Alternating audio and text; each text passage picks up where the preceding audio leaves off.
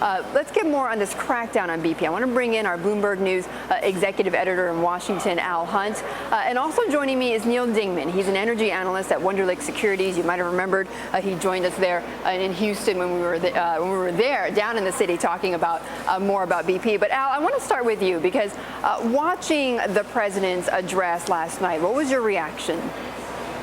Well, the president has been behind the curve on this story for the last 6 or 7 weeks, Betty. It was a reset button he pushed last night. I think he did it fairly effectively. But very important is to follow it up with some tangibles over these next couple of days, starting with the all-important meeting at the White House with BP executives today. And I think there the delicate balancing act is to try to come up with some kind of an agreement that gets, in the end, every last cent they can out of BP, but doesn't bankrupt the company. Yeah. So a lot of work to be done, but the president made up for a little bit of the ground he's lost last night. But it sounds like the escrow fund is one way for him to make up this behind the curve.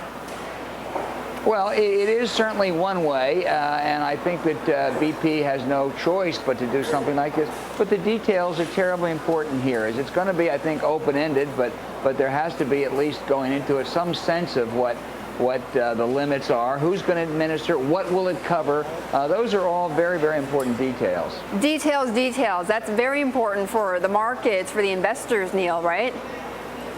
Absolutely. When I looked at it last night, Betty, there just wasn't a lot of tangibles. I mean, from a securities side, you didn't hear anything about the moratorium, how long that definitely will last, cap liabilities, the commission, who exactly is going to make up that commission. There just remained a lot of uncertainty, which obviously the market never likes.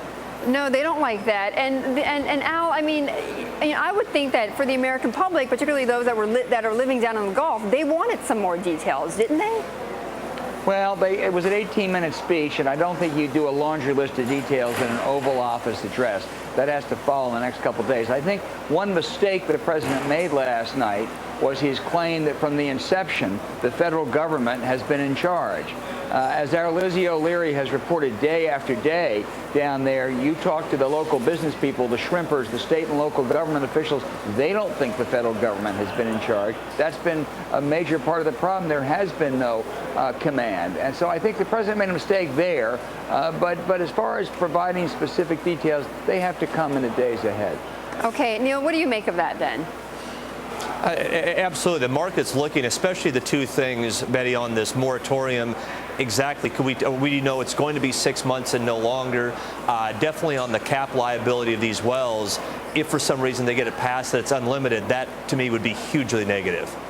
What, though, do investors think? We know what the American public is thinking about, about President Obama's move. But what do investors? I mean, what do they? Aside from hearing about this escrow fund and this lashing of BP. I mean, is that actually contrary to what investors want to hear?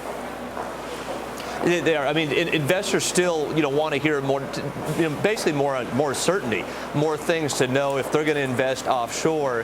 What exactly are they looking at? And right now, they're not getting that, and as a result, they're voting with their pocketbooks, and they're playing, at least in my space, onshore versus offshore.